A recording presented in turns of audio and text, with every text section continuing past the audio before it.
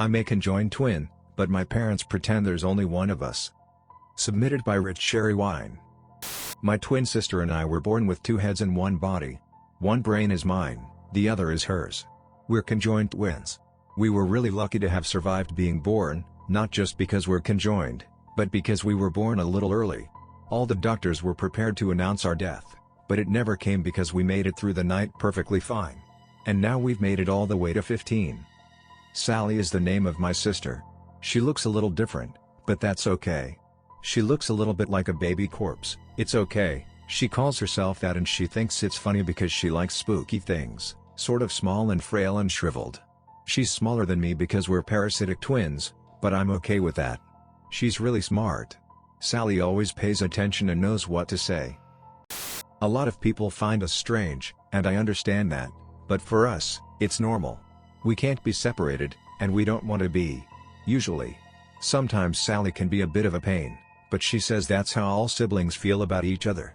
Sally knows a lot of stuff, since she reads a lot and pays attention to everything. I tend to mind my own business, but she's always taking in information. A lot of the time, though, I end up speaking for us because people find her creepy. It always goes the same. The person doesn't notice her at first, as small as she is, but when I start talking to her, you can see it in their face, the fear, the disgust, the concern. It always makes me angry because she's not any less human, but Sally says it's okay because she's used to it. Then when she tries talking to the person, they just ignore her and look away. Rude. I hate people who will act like that just because they don't like how someone looks. So, sadly, Sally will tell me what she wants me to say, and I'll say it, always making sure to give them my best judging face. I think it works because they always look like they feel bad. My parents don't like Sally either, which is also really mean. They try to interact with her as little as possible, and it's obvious they didn't want her. I think they used to hope when we were little that she'd just die. They don't call her their daughter, they don't talk to her, and they yell at me for talking to her. Maybe they still want her to die, just from sadness instead. I can tell they feel bad, too, though, because when Dad yells at me, he gets really red in the face and storms out when he's finished yelling, which is what he does when he gets sad and doesn't want us to know. Mom will look at me with tears in her eyes, and I can see she hates that I don't hate her other daughter. I think they're sad because when I don't talk to her, they can pretend they have a perfect kid, but when I do, it's obvious they couldn't even make a normal kid. So I talk to her a lot. Sally talks a lot, too, especially after they yell at me.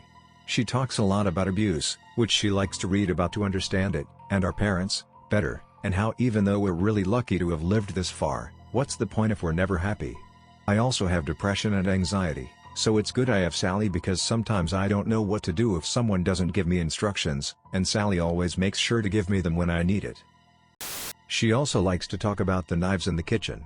We cook together a lot, and she's fascinated with them because she can't hold them herself, and it's kind of hard to describe how it feels to hold something to someone who's never done it before. Sally really likes the bread knife because it looks funny compared to the other ones, and it makes a nice noise when it cuts into a loaf of bread, and she likes the really big ones for chopping stuff up because it's so shiny and pretty. Lately, we've been hearing our parents talk about putting me in therapy or into a hospital because I won't accept that they want to erase Sally from our lives as if they can. She's stuck to my body. When we heard them whisper about it one night, I got really scared because it could be hypnosis therapy, so I forget about Sally, or a hospital visit so they can put me under and remove her for good, and if that happens, she'll die.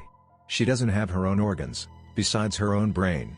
Sally told me not to worry, because she always knows what to do, and she promised she wouldn't let them separate us. She really calmed me down when she said that, because I trust Sally a lot. Plus, she came up with a really great plan to make sure we're safe, and we're gonna do it tonight. Our parents are going to bed right now, and Sally is resting up so she can make sure to give me the best advice when we sneak out of our room. I decided to write about her while she naps because she's a really great sister and I think a lot more people should appreciate her, since she's treated so bad. I'm tired of people acting like she's invisible. I can feel her waking up.